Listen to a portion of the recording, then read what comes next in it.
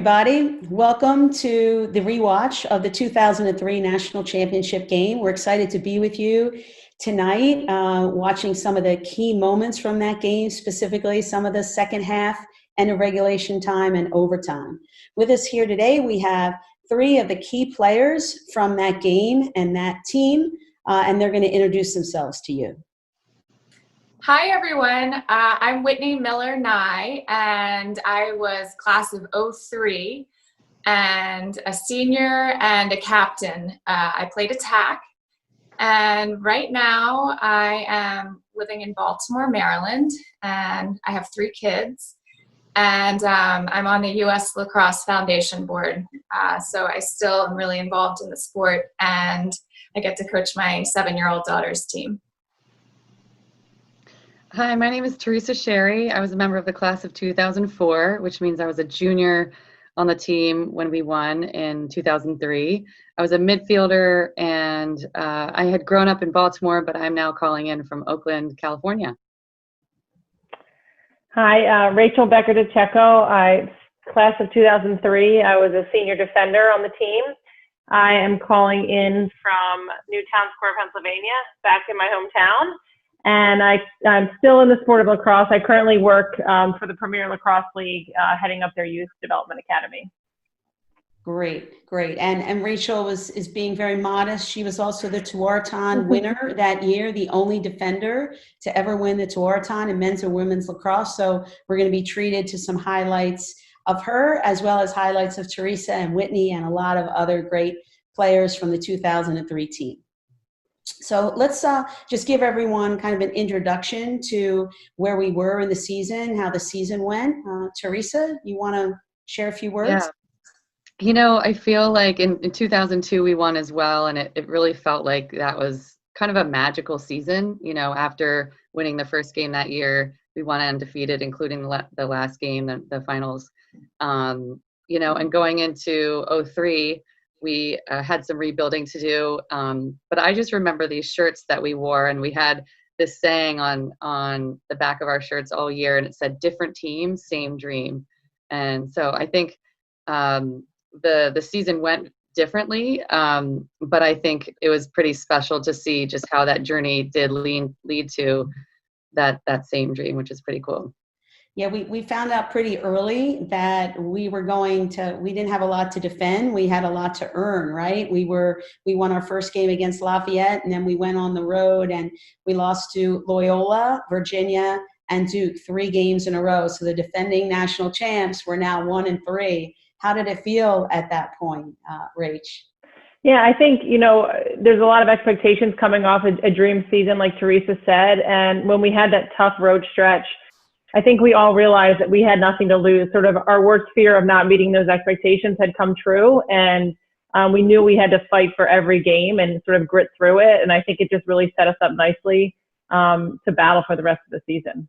Yeah, and so heading in, we had lost those 3 games, and then in the middle of the season, dropped a game to Yale, which was uncharacteristic of us back in those days, but won all of our other games, including Maryland, which was a huge win for us, which really propelled us into the NCAAs. We were not one of the top 4 seeds. I think we were seeded 5th at that time, but they only technically seeded the top 4. And, you know, we had to play Loyola in the first round, and Loyola was the favorite of everyone in the country, including Katie Couric on the Today Show, understandably so. They were the top-ranked team in the country. They were coached by the legend Diane Jeppy Akins, who was, you know, in the closing weeks of her battle against brain cancer, a very close friend of mine. It was a very emotional game for me, and certainly for the team and for everyone watching.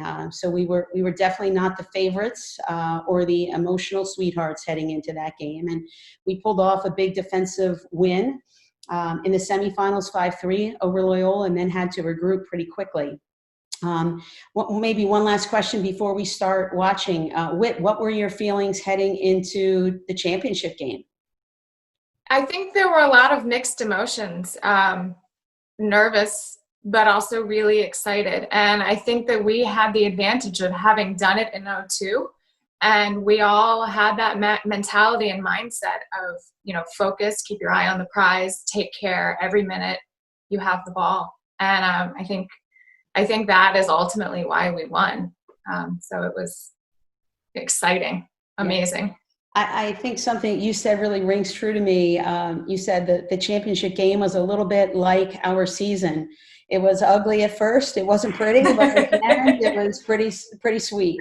And so the championship game started, and we're going to see this. We're going to pick it up at halftime. And we were down 0-3 early in the game. So I think we can pick up the game now, and we'll talk. Teresa, maybe you can address as we get into that kind of what the feeling was when we called timeout down 0-3 early and how the team responded.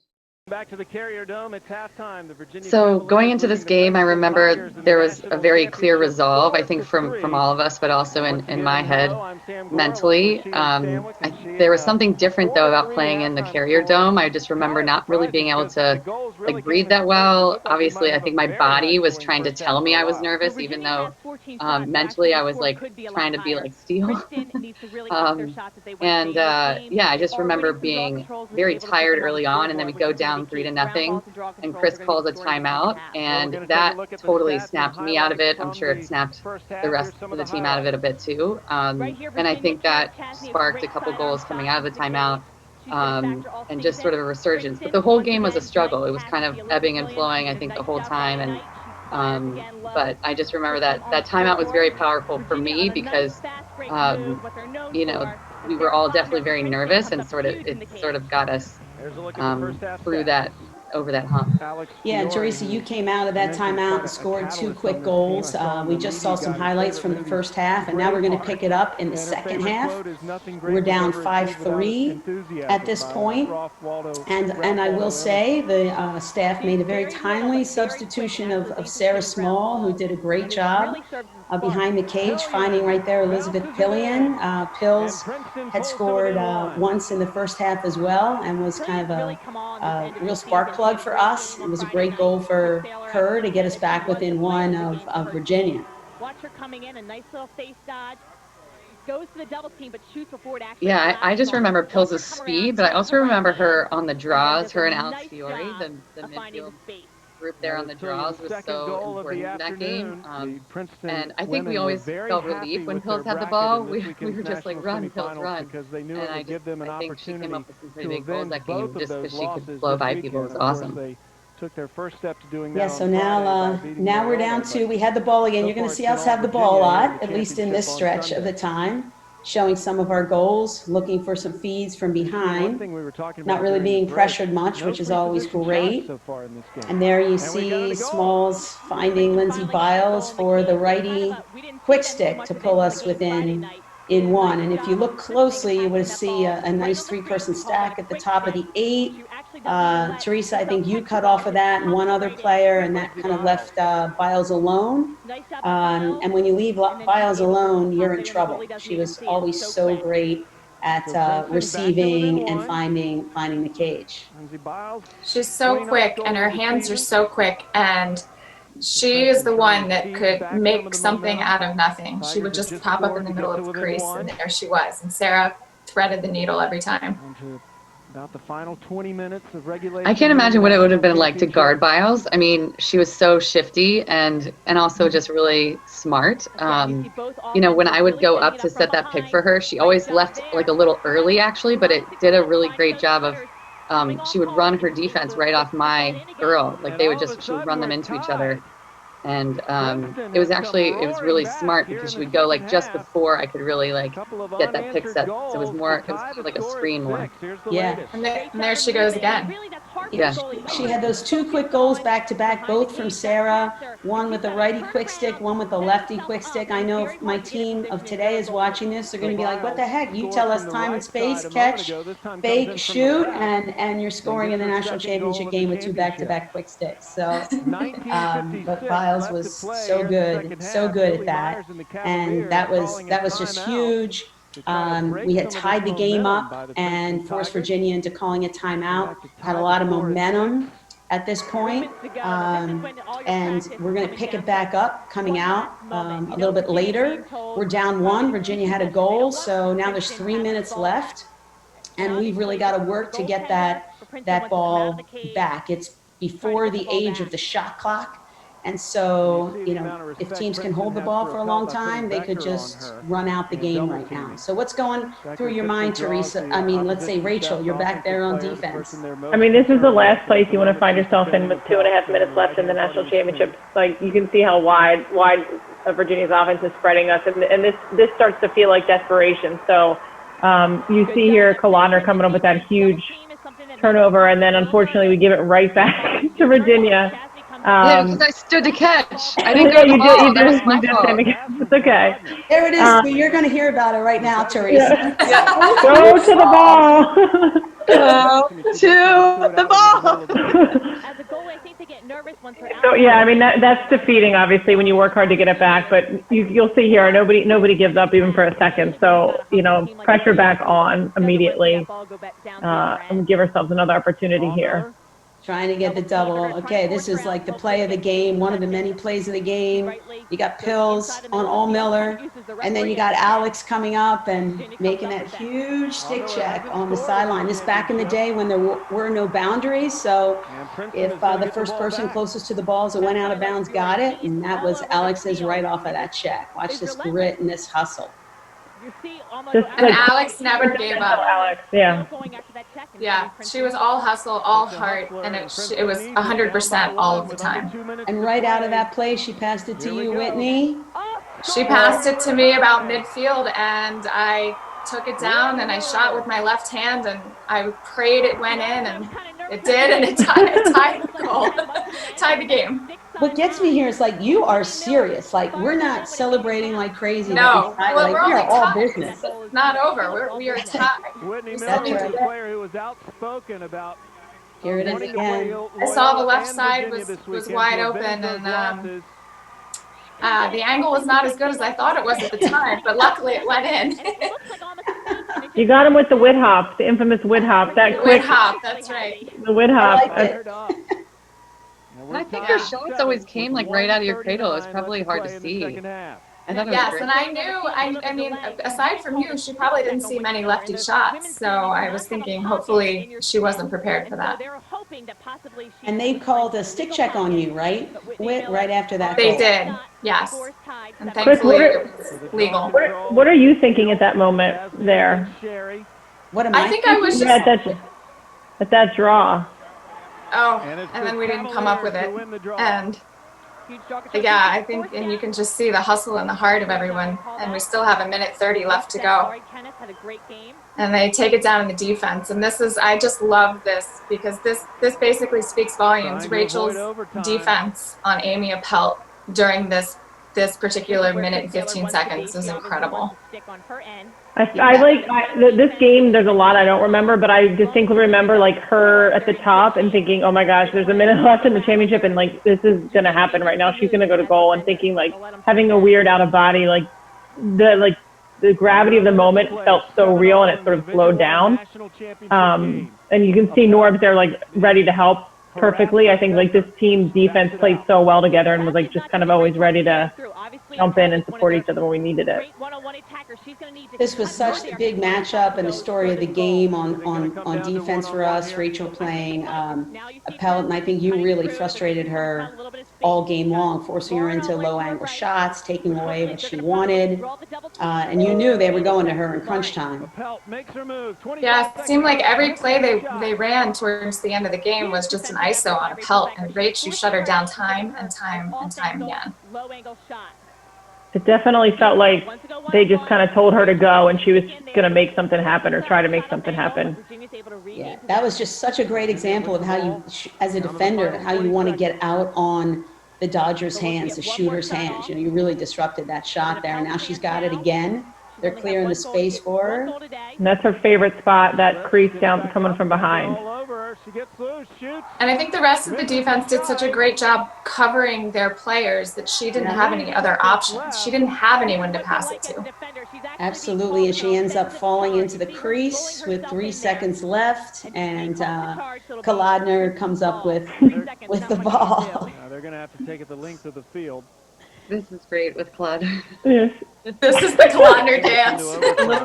The little hop. Was she just trying to make sure she didn't trip over the goal? Holds on to it, and She was I think it's dance. It was Kolodner, you know. basically the entire game. But Princeton just So has now not we're gone heading into away. overtime. We have a 5-minute break. Teresa, tell me what's going through your mind. I mean, I don't remember a lot. I think I was very much in the zone, to be honest. Like, I think I remember that timeout at the beginning of the game, and then I remember the final 2 minutes of the game. But, like, probably, like, really being in the zone, because it kind of all slowed down for me.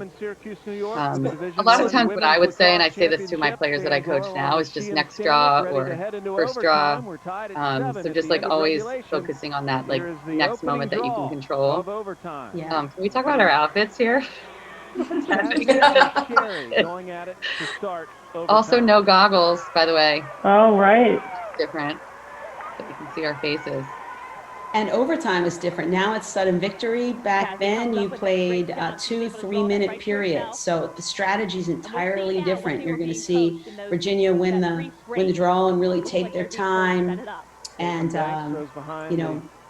set up and try and use a lot of the clock here. Chris, I saw you on the walkie-talkie before. What would you be saying in those? I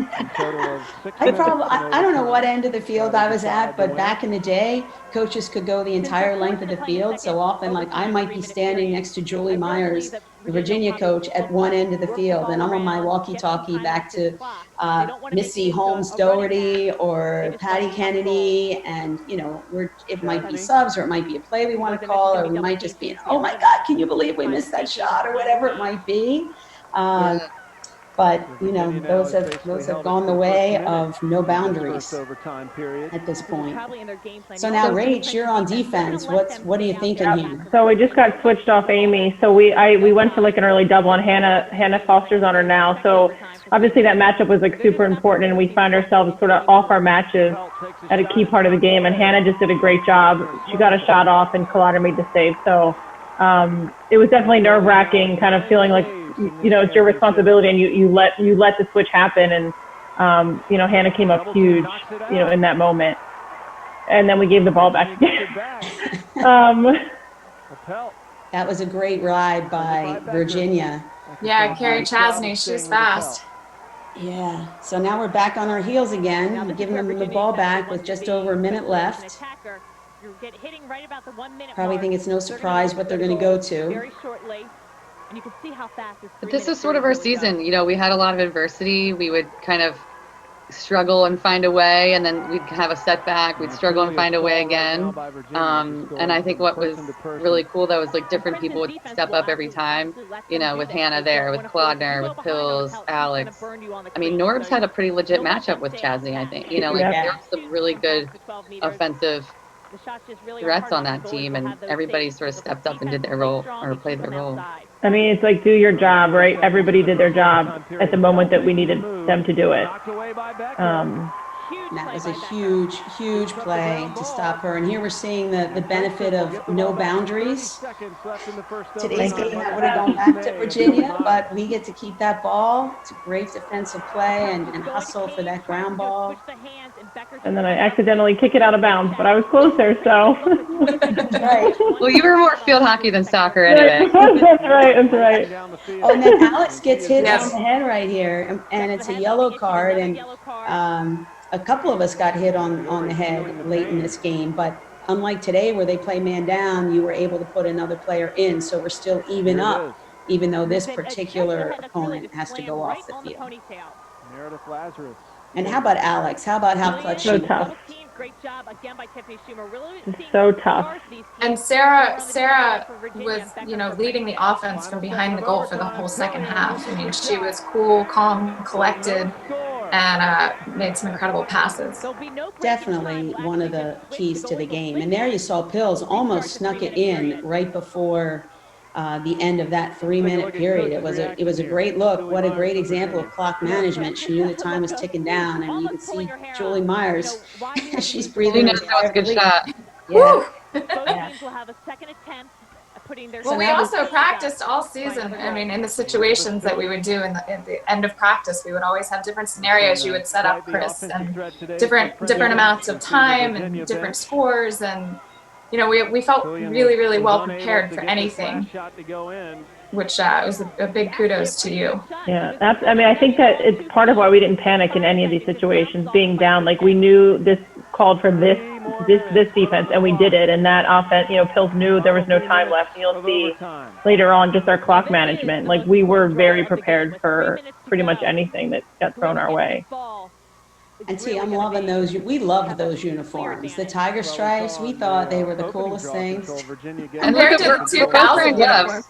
Everybody wore gloves, except for Rachael. Do people not wear gloves now? No. So funny. That was such a huge draw control. Oh my gosh. Alex. Huge. She came up so big. Yeah. You know, I talked to Alex today about that moment where she caused a turnover. And she said it was actually like a great communication between her and Kolodner. And then she just remembers, the other thing that she remembers is those draw controls too. She was like, I'm just trying to get the ground balls, draw controls, turnovers. You know, she really was like focused on that in the game. It's funny what we all remember, I think.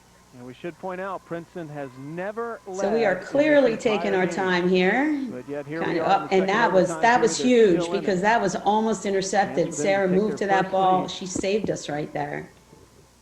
And once again, It was really fun as seniors. I think we all had our moment in that game, and it was like everybody stepped up, and it felt, you know, it just felt great to sort of end our career and all have it like a pivotal part in defending the title. And Sarah just played such a huge role in that game. We would not have won that game if it was not for Sarah. Different types of shots. We're not seeing many 1v1s. So here, Alex is giving T some room. What do you think, she's going to go one-on-one or what? Oh no, I'm going to drop the ball. Turn it over. Down to 140 in the second. Oh yeah, that's right. I got whacked in the face. Ready, guys. There you go. Another yellow card that doesn't give us a man up. And it was outside the 8 meter. Yeah, it was not close enough, and there wasn't a good enough angle. Yeah, and an interesting thing about this game that, you know, you hear the announcers say is that there wasn't one 8-meter shot for either team the entire game. And when really has that happened? I think that didn't happen at all in a national championship game. It's crazy.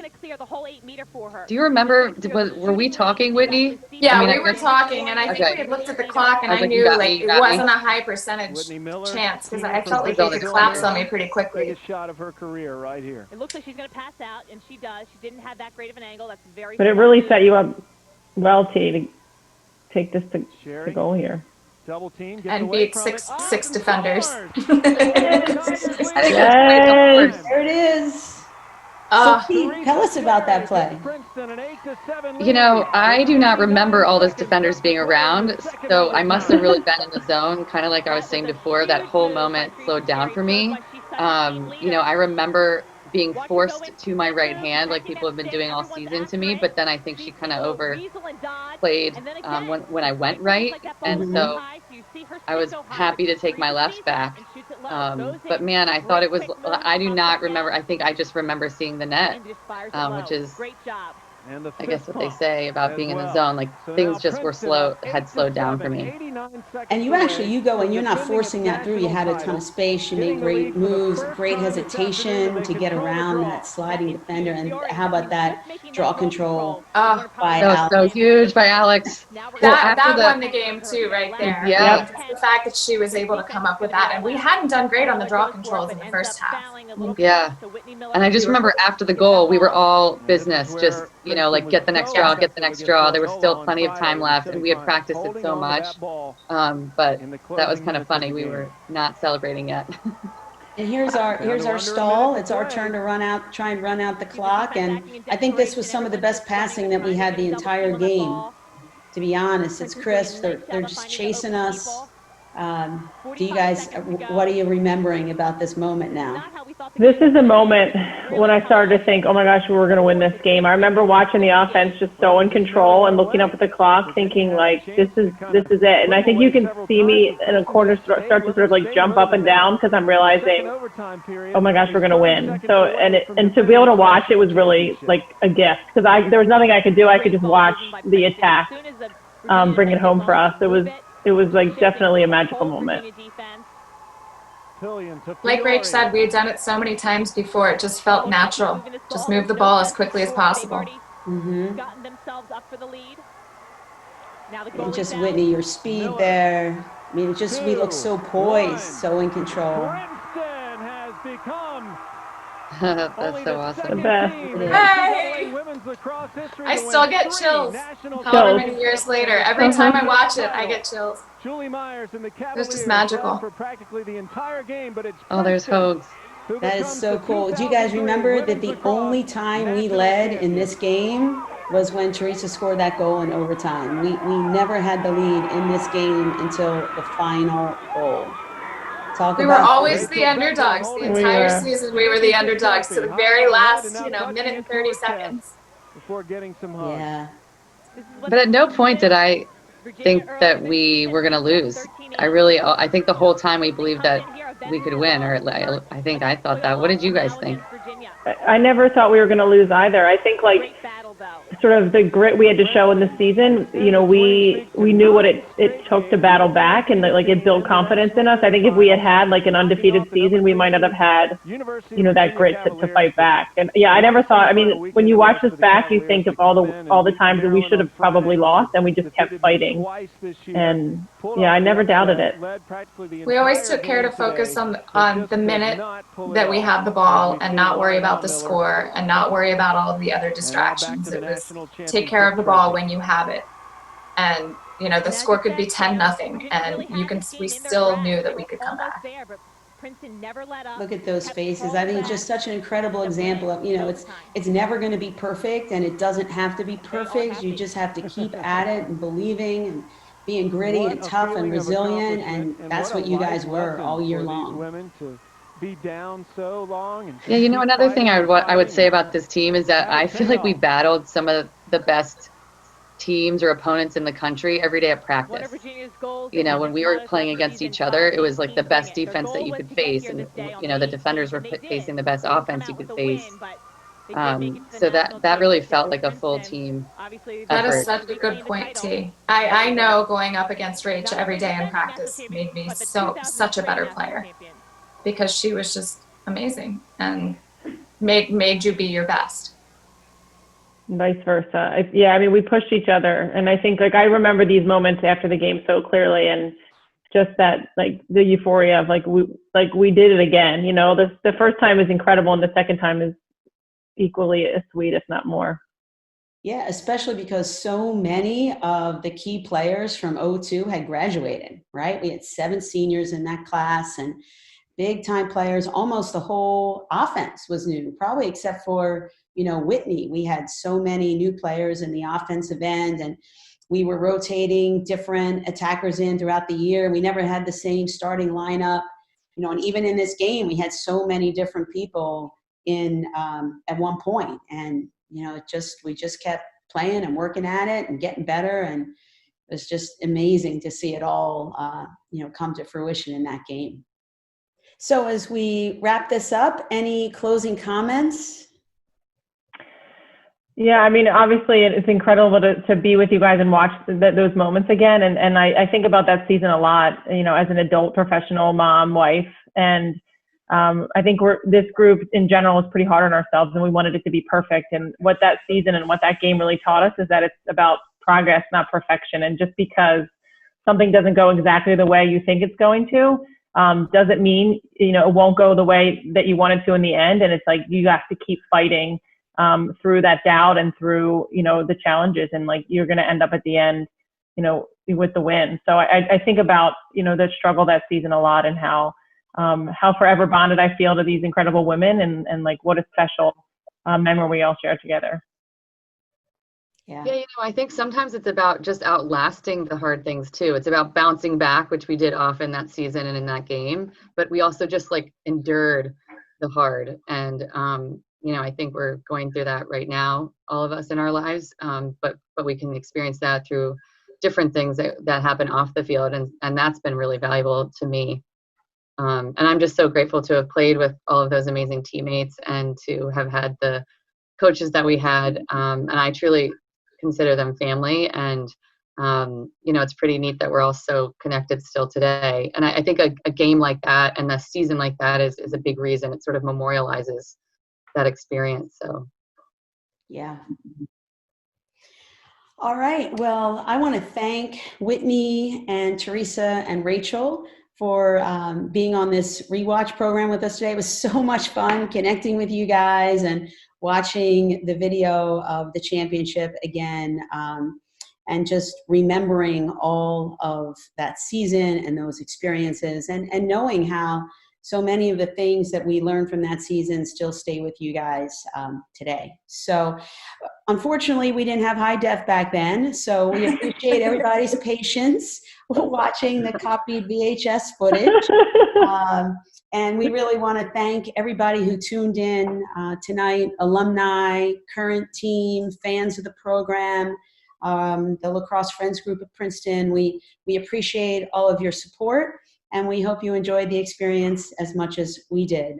Be well, everyone, and hopefully we'll be back out on the lacrosse fields soon. Go Tigers! Go Tigers! Go Tigers!